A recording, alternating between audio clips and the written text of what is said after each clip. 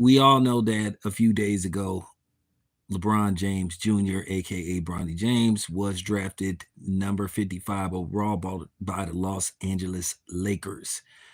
Now, they seem to be mixed thoughts on this situation with LeBron James basically uh, forcing the Lakers to draft his son. And then this is where the controversy starts, and then this is where the back and forth starts between people on social media. I'm just going to give my assessment of the situation, and you should know by now. Um, I'm willing to take whatever comes with me having my opinion based off this situation. My opinions vary from other people. Now, some people look at this as a power move. LeBron having this kind of power, this kind of influence. Yeah, it sounds good, but the problem is I'm having an issue with how all of this came about, you know, because some people will look at it as LeBron, pulling the power move, but some people look at it as LeBron once again making this about himself, being selfish, and and not willing to step down and let the league basically move on without him. Because at the end of the day, LeBron James is the most popular player in the NBA, arguably in the world. You can make an argument that LeBron James is the most popular athlete in the world. But right now, is he the best basketball player in the world? Not quite. Not anymore. It's a variety of different people who could possibly be the best basketball player in the world you know, um, from up and coming Anthony Edwards, as one of the best offensive players in the world, but his defense is lacking. And then I think desperately, to a certain degree, people want um, Jason Tatum to become, I guess, what Kevin Durant was. Guys like Kevin Durant and Stephen Curry, they're on their way out. But looking at this move, I thought it was selfish of LeBron, and I just think it's one of them situations where LeBron is holding the league hostage. You know, and due to the fact I don't like what's going on and how LeBron is not speaking on a certain situation that's going on with the Los Angeles Lakers organization, basically hiding behind the fact that their newly hired head coach JJ Redick is a suspicious, suspect white supremacist. And LeBron has said next to nothing, hasn't spoken on it, hasn't been around. But at the end of the day, he wants everybody to celebrate the Lakers drafting his son, even though he forced the Lakers to draft his son. Now, some people gonna say, "Hey, Town, LeBron is a black man, and we shouldn't be talking down on black people and all this type of shit." Y'all fake pro-black niggas can save that stuff, because the same people that's telling me don't speak bad on LeBron James and don't speak on the situation with LeBron James and we putting down and tearing down a black man, y'all the same niggas that's riding for Ryan Garcia, a non-black fighter that blatantly was caught cheating against a black fighter, but y'all making every excuse in the book to like justify Ryan Garcia cheating. So fuck y'all. So that's just real talk. You can kiss my black ass. So that's just real talk. You can take your fake pro-black, your fake pro-black activist ass somewhere else. You ain't no different from that nigga on I'ma Get You Sucker. You the same nigga that talk all that super militant power to the people. You know what I'm saying? Uh, you know, you talk all that shit, but then at the same time, you refuse to even remotely be with a black woman. You will fuck with every type of woman except a black woman. So you can say that your picture is not fitting your frame. So once again, don't come on here trying to protect LeBron James. That's just real talk. LeBron James is the same nigga that basically didn't defend Kyrie Irving when Kyrie Irving was going through all that unwarranted scrutiny. LeBron pick and chooses when he wants to be a activist. You know, and there's just some things you got to stand on. And based off the fact that he haven't spoken on this JJ Redick thing, that says a lot about his character. Says a lot about him. At the end of the day, LeBron James don't really want to rock the boat because he want to stay in a position to be able to buy that up and coming, that soon to be Las Vegas franchise. So he wants to be the leading candidate to purchase that Las Vegas team, so he's not going to rock the boat. But for him to force the Lakers to draft his son, and then keep in mind, LeBron James, according to reports, he's going to renegotiate his contract, but he doesn't want to take a salary cut so the Lakers can better their roster. So once again, it's not about improving the team. It's about LeBron James just wanting to play alongside his son. So he's holding that team hostage. And that's just my honest assessment of the situation. You just got to call a spade a spade. I'm not believing in LeBron James right about now. This is a man that constantly gets black coaches fired, and he got a black coach fired. He got a black coach fired to only get him replaced with a white coach that probably already, by the time the season begins, is going to lose the locker room. I don't think nobody is going to respect JJ Redick, because you hear behind the scenes that people don't like him anyway. People didn't like playing with him. You've been hearing he's one of them dudes that know it all. He might be a new version of, Rick Barry. He might be a modern day Rick Barry, in case you guys don't know. Rick Barry, a lot of people didn't like him. It was all across the board. People just didn't like Rick Barry. Very opinionated, didn't play well with others. And then, who could forget what he said live on the air in reference to Bill Russell, his watermelon comment, which he did apologize, but at the end of the day, it was just very inappropriate. But that's what I think is going on with JJ Redick. He could be a modern day Rick Barry. Nobody liked Rick Barry. Rick Barry was never allowed to coach in the NBA. He worked as an analyst, but he rubbed a lot of people the wrong way when he worked as an analyst. He pissed a lot of people off. He burnt a lot of bridges. And I used to listen to Rick Barry when he had his talk show on the Ticket 1050, if I'm not mistaken, the Rick Barry show. Rick Barry is very knowledgeable of basketball. He does know the game very well. But if you can understand how he talks, he comes across as very condescending, as a guy that doesn't want to or is willing to listen to other people's opinion. It's all about his opinion. I'm right, everybody's wrong. And when you have that mentality, you're not gonna make it. And he came across as a know-it-all, and this is what you're hearing about JJ Redick. So he's probably going to lose the locker room.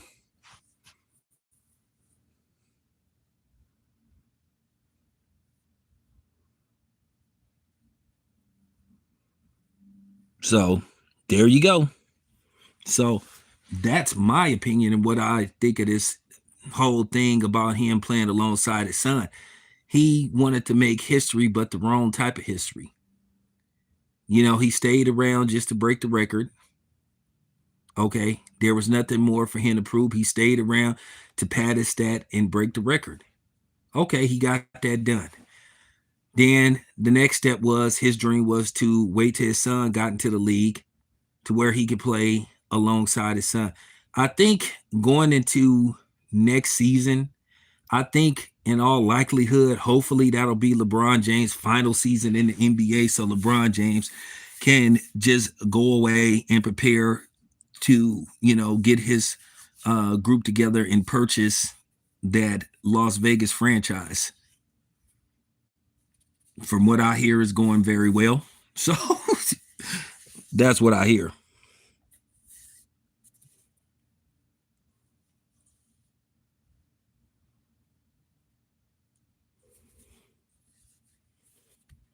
Well, LeBron James, like I said, a lot of people are going to bring up certain things. He begged the NBA to suspend Draymond Green so they could have somewhat of an advantage or a way to get back into the finals. I mean, he basically begged Adam Silver.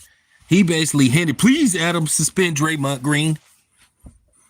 And that has since haunted Adam Silver, because basically he kneeled down to LeBron James. And to me, the NBA forever screwed up the finals.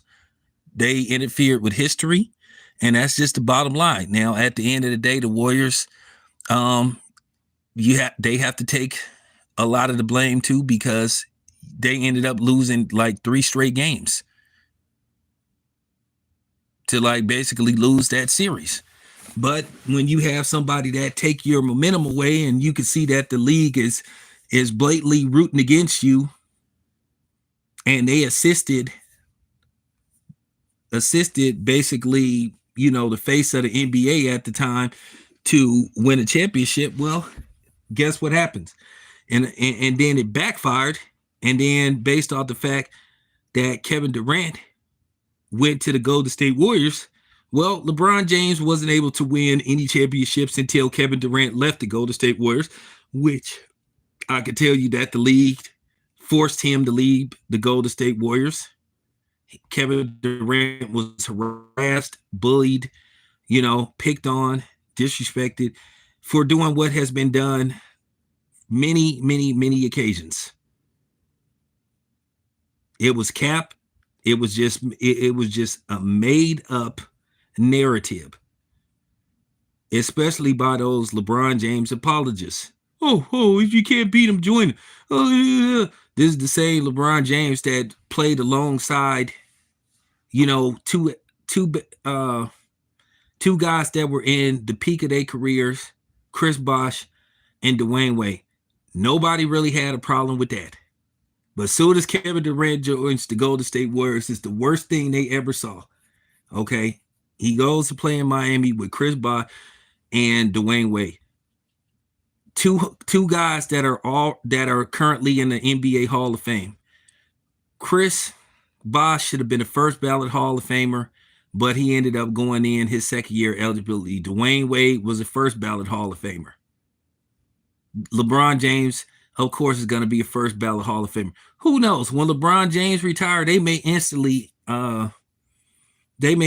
put him in the Hall of Fame like they did Wayne Gretzky. Wayne Gretzky didn't even have to wait the 5-year period. Wayne Gretzky, when he retired, he was instantly put in the Hall of Fame. LeBron James may be the first person they instantly put in the Hall of Fame.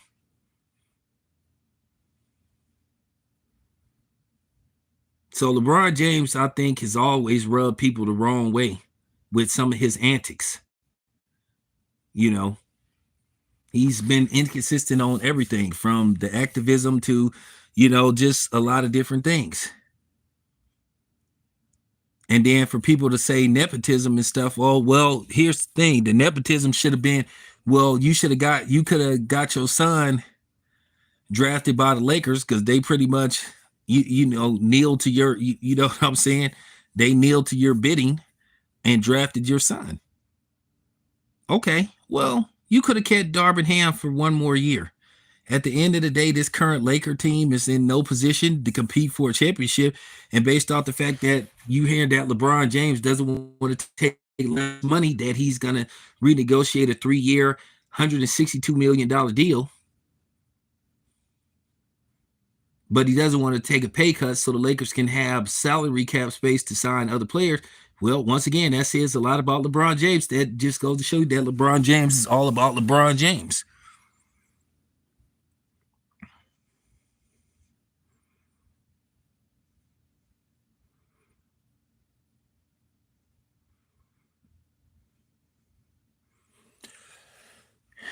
Everybody knows that Bronny James is not NBA ready. He's not. If he was NBA ready, he would have, got drafted in the first round. He got drafted in the second round. People that get drafted in the second round are hit or miss. Now, there have been some success stories where people got drafted in the second round and they became, great players. Draymond Green's a few other people. Gilbert Arenas went on to become a solid NBA player. I mean, he had issues outside of the NBA, with him thinking Antonio Banderas from Desperado bringing in gym bags full of guns and shit. But, Gilbert Arenas had a solid NBA career. I think his career could have been better if he had been more committed to playing basketball. But, it is what it is.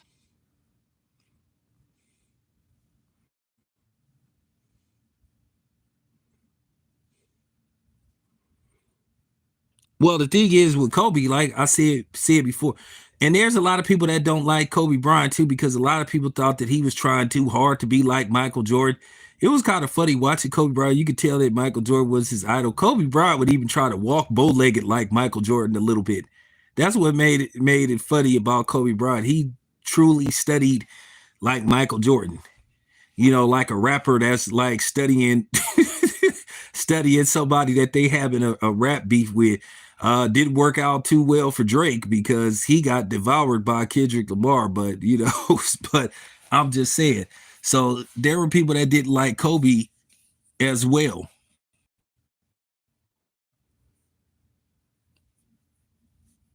But I feel like Kobe. I feel like Kobe was all about trying to play basketball. I didn't think Kobe was about the other stuff that came along with basketball, because Kobe Bryant did stuff outside of basketball. He had like a production company. I think Kobe Bryant produced some kind of short animated film that won an Oscar or something. So Kobe Bryant was doing some tech stuff. Then he was on the verge of launching his own shoe line or something. And it's unfortunate what happened with Kobe Bryant. But at the same time, people didn't like Kobe Bryant like how people pretend to like Kobe Bryant now.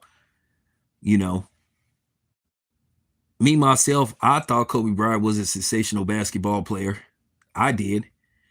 You know, where I rank Kobe Bryant as far as all time greats, he's up there. His numbers prove it.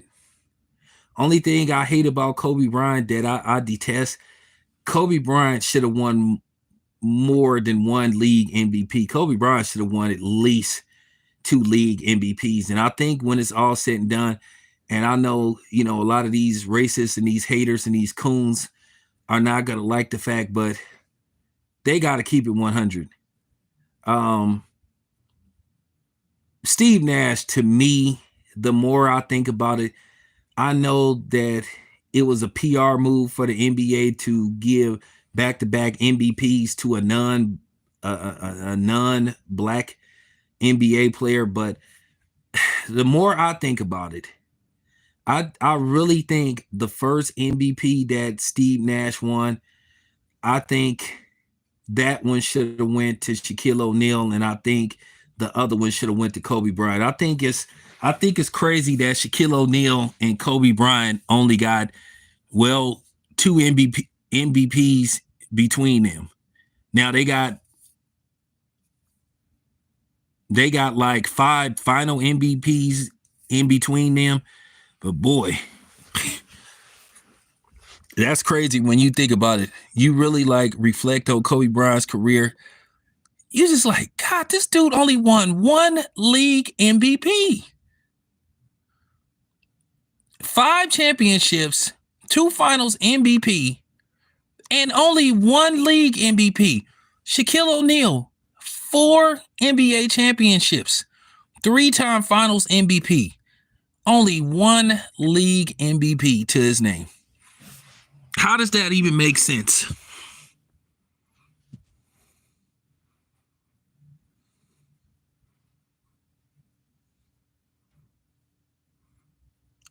The NBA forced Kevin Durant out of Golden State.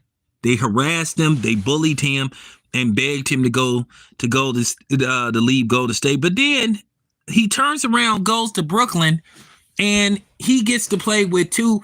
I mean, I guess you could say, you know, 2 top 15 NBA players in and James Harden and Kyrie Irving. Then they had at one time LaMarcus Aldridge. They had Blake Griffin. Now, nobody cared about them having a potential super team that didn't work out. So I didn't understand that. So let me get this straight. You bitch whined and moaned to get Kevin Durant out of Golden State, only for him to go to Brooklyn, and then basically you do an East Coast. You try to do an East Coast version of the Golden State Warriors, and then all of a sudden Stephen A. Smith is cool with it. This is why I know that they really be talking behind the scenes. This is why I know that these media and the NBA are in cahoots with each other on what type of stories get put out, what stories they talk about, what stories they ignore. I know these black NBA players know or are aware of the double standards that go, but they tell them not to talk about it, and they offer them some, some extras not to really be vocal about that kind of stuff. I mean, you just gotta keep it. You gotta keep it. You gotta keep it 100. The NBA forced Kevin Durant out of Golden State. Them along with the LeBron James nut huggers, because they knew as long as Kevin Durant was playing in Golden State and he was healthy and that Golden State Warriors team was healthy, nobody winning no championships. To me, if that Golden State Warriors team would have stayed healthy, they probably would have won 4 in a row. And then at the same time, they were trying to drive a wedge between Stephen Curry and Kevin Durant by basically putting up, whose team is it? And then, of course, when you had the controversy, about who should have won Finals MVP when the Golden State Warriors swept the Cleveland Cavaliers, you had that controversy. Me myself, I thought that Stephen Curry should have won, Finals MVP, but that's neither here or there. That was many moons ago. That was years ago. So no need to keep rehashing over that situation.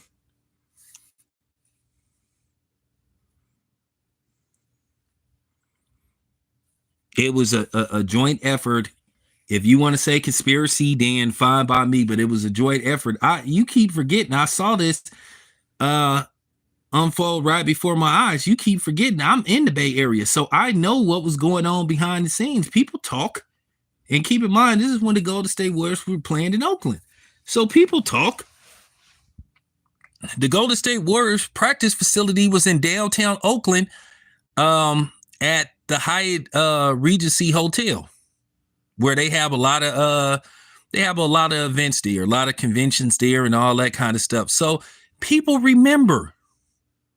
People knew what was going on. And I saw it with my own eyes. Keep in mind, I was doing this channel when all this stuff was going on, and I kept trying to tell people. They harassed Kevin Durant out of Golden State. Harassed him, bullied him. He didn't do nothing that had never been done before. It's called free agency for a reason. So all of a sudden, Kevin Durant, quote unquote, joined this so-called super team, and you heard every excuse for him. You don't join the team that you lost to in the where says who? Shit. Says who? Who? So when people were sitting up saying that, I'm like, well, okay, who are you?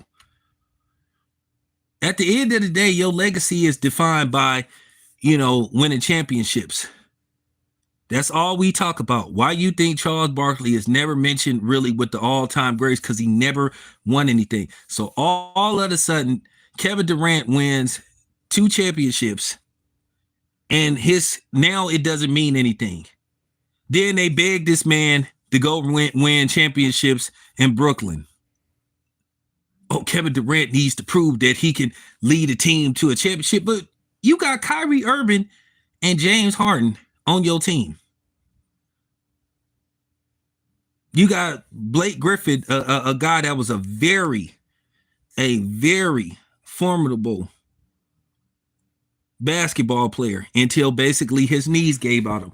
LaMarcus Aldridge averaged 20 points, pretty much 20 points per game. He went on to score 20,000 points.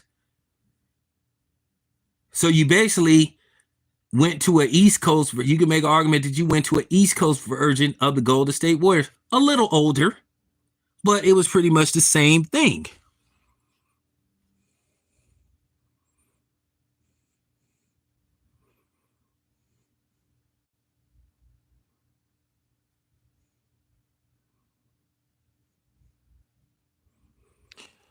I don't put any stock in anything that Charles Barkley says, because Charles Barkley is just Charles Barkley is just a hater. Charles Barkley is a hater, and he jealous of a lot of these dudes because Charles Barkley didn't win shit.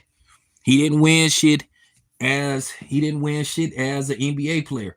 And then he attempted to basically put together an OG version by teaming up with Scottie Pippen and Hakeem. And listen, at the end of the day, let's just keep it a buck. That Houston Rockets team was one John Stockton three-pointer away from going to the NBA Finals. John Stockton don't make that three-pointer, then, hey, it's the OG Houston Rockets versus the Chicago Bulls.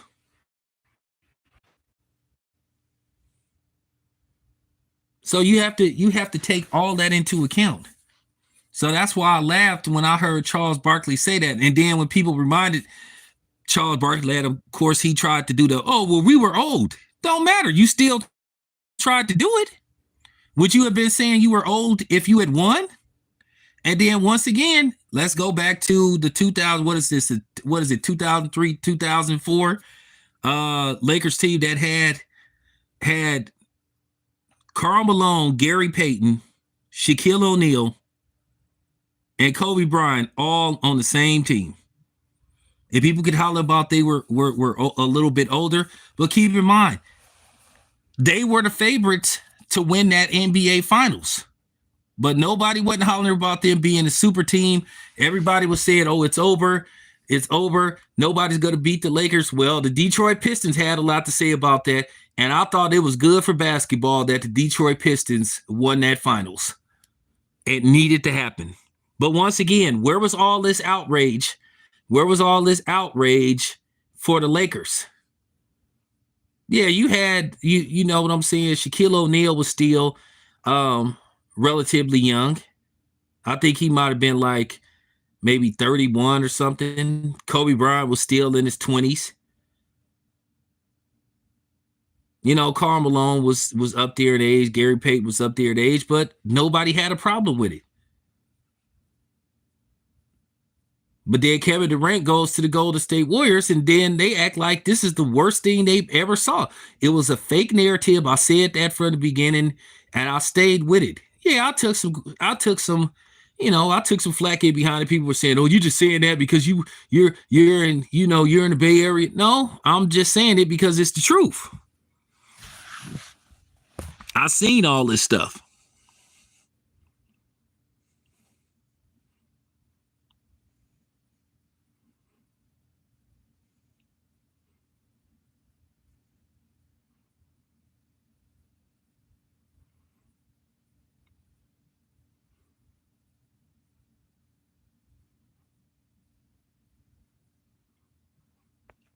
Well, nobody is. Nobody is.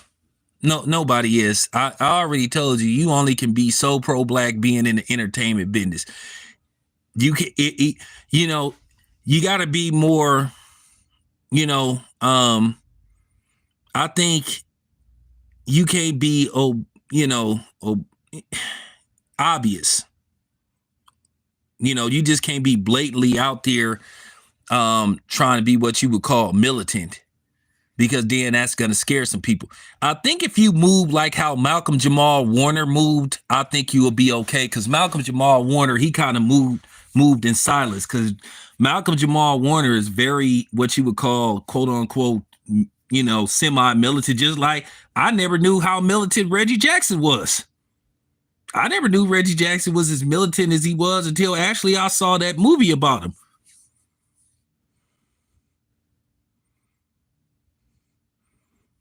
Well, Stephen A. Smith proved that he was a bought man when he pulled that.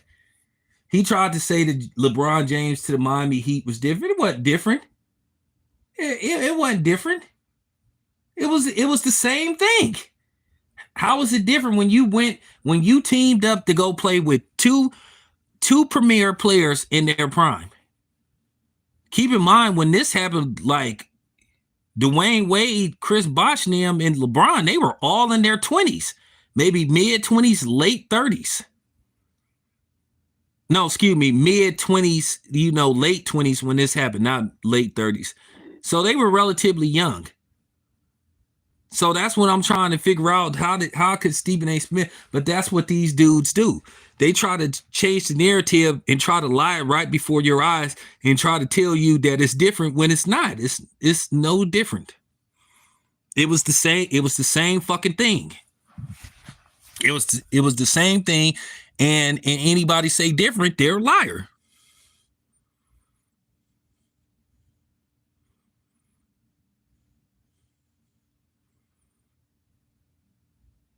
And the same thing with the Golden State Warriors. They had won one before Kevin Durant went there. But then LeBron James thought his chances was better. So that proves even more what I'm saying. I think if they wouldn't have interfered with that finals, I think Kevin Durant wouldn't have went to the Golden State Warriors. But due to the fact that the NBA interfered with the finals by succumbing to LeBron James begging them to suspend Draymond Green, that backfired on them. Because reports had Kevin Durant going to the Spurs, if I'm not mistaken. I was shocked when he signed with the Golden State Warriors.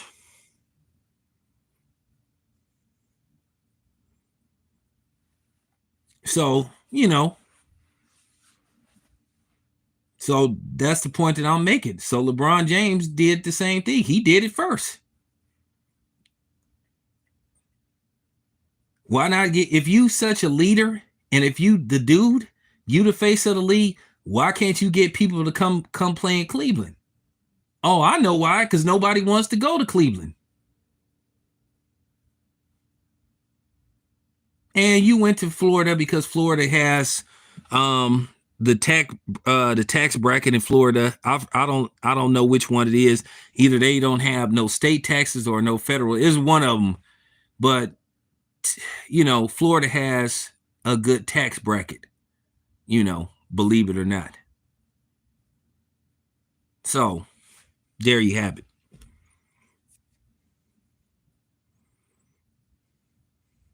So LeBron has always been doing this stuff. He's always got a way with moving funny.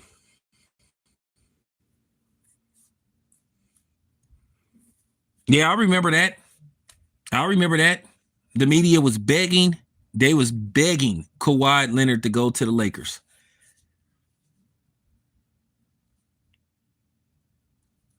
But where's the outrage in that? But we all know that Kawhi Leonard can't stay healthy for longer than 20 games. So, but that's the point that I'm trying to make. So how's all this different from Kevin Durant going to the Golden State Warriors? At the end of the day, the media shows their hand. It was just all about them harassing the LeBron James apologists, harassing Kevin Durant to get him out of Golden State because they knew as long as Kevin Durant played in Golden State, LeBron James wasn't going to see no championships. And that's just the bottom line. So there you have it. Anyway, appreciate you guys. It's your boy Town. I'm out.